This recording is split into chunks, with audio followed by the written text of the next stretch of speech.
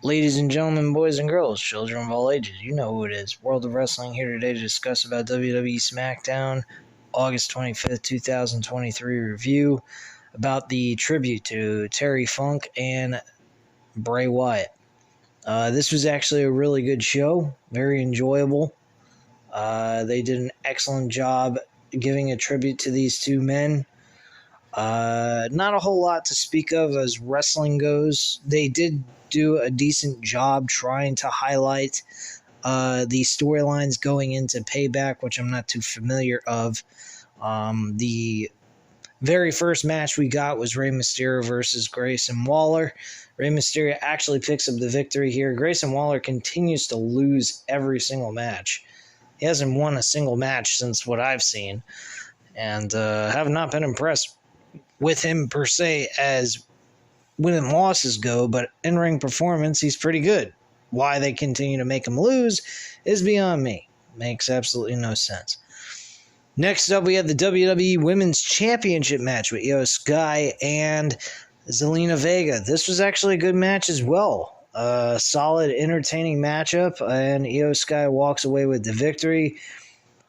The funny thing is, they were trying to make you believe that Zelina Vega even had a chance at winning this match just because she won some non-title matches with Io Sky the last couple of months. Thank goodness they didn't actually go with her losing to Zelina Vega. That would have made absolutely no fucking sense and a complete and utter waste of a cash-in. Next up, we heard from Cody Rhodes about Terry Funk. We had a lot of highlights of fucking Bray Wyatt and his overall career from the start to the very end of his career. They closed out the show with Eli Drake pretty much talking about and giving thanks to Bray Wyatt and what he helped him do with his career for the little time that him and Bray worked together. Yeah, that's pretty much where they went with that. Ended the show with a figure of Bray Wyatt in the middle of the ring with the lantern in the middle of the ring as well. So that's how they highlighted Bray Wyatt's whole entire career. And again, thank you to Bray Wyatt and Terry Funk to their major contribution to pro wrestling, especially within the WWE, ECW, WCW. That reference to Terry Funk and, of course, Bray Wyatt with his creativity of what he did through his two major characters that he did. He was fucking superb at his craft. I'm probably the only person you'll hear say this on any YouTube channel. I have mentioned countless times before, I honestly think that Bray Wyatt could have gotten out of wrestling and made something out of himself in Hollywood as a storyline writer for movies instead of being involved in the pro wrestling industry if it wasn't working out for him. So I think he had a very imaginative mind. And it was one of the greatest that ever did it. I personally think, creativity-wise. Wrestling-wise, he was mid, I would say. But as a over-the-top, larger-than-life character, Bray Wyatt definitely had it when it came to that.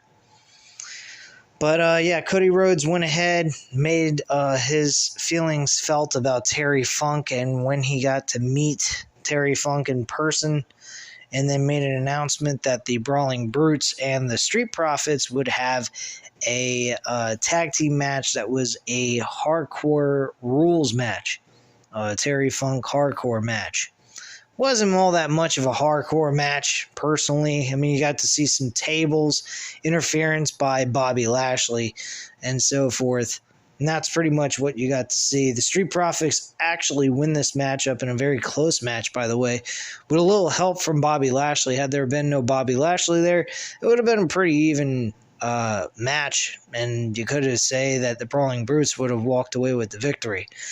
But that was not the case. Street Profits win with Ridge Holland going through a table from Ford and Dawkins performing their finishing maneuver through the table, and Montez Ford getting the pinfall on Holland for the 1-2-3.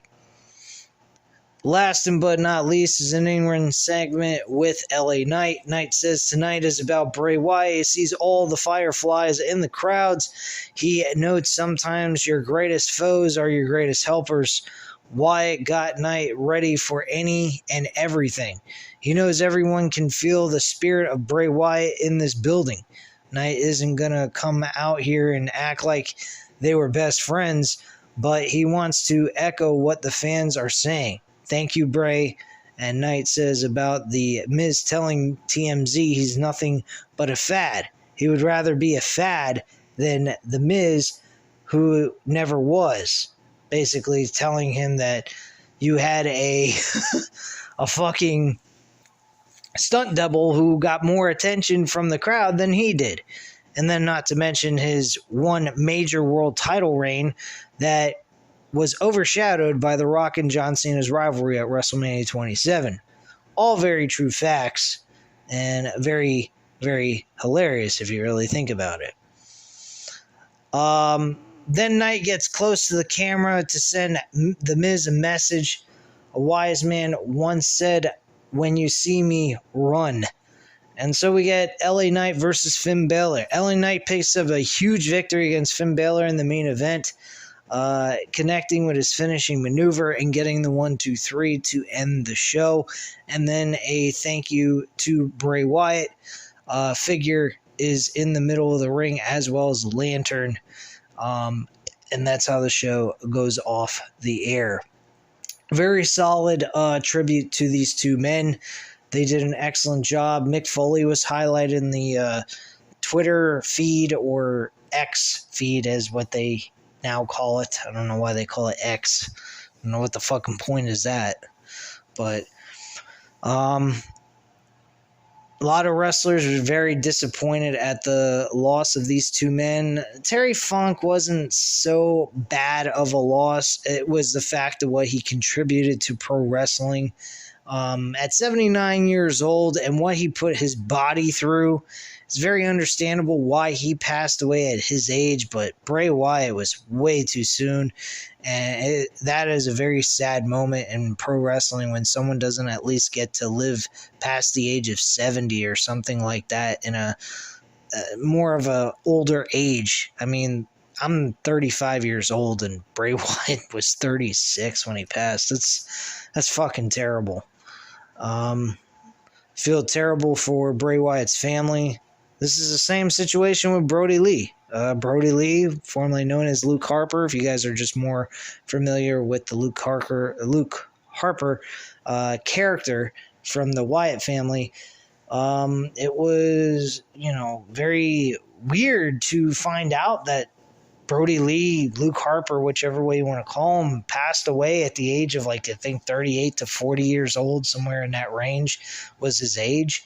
And he just passed away from heart issues. And the same situation happened to Bray Wyatt. Very sad situation. This had to do with COVID interacting and giving him a bad reaction to his heart. And he just had a heart attack and died in the middle of his sleep, I believe. Very sad news about that. And still kind of saddened by that information, to just at random a day later Terry Funk dies, and then after that fucking Bray Wyatt passes away out of nowhere. That was just shocking as hell. But that is all I have to say at this time. You guys know what to do. Hit the like button if you like this video. Hit the subscribe button if you're not already subscribed to the channel. And leave a comment down below. I'll definitely get back to you on that. And I thank you guys very much for watching. And have a great night, guys. Bye.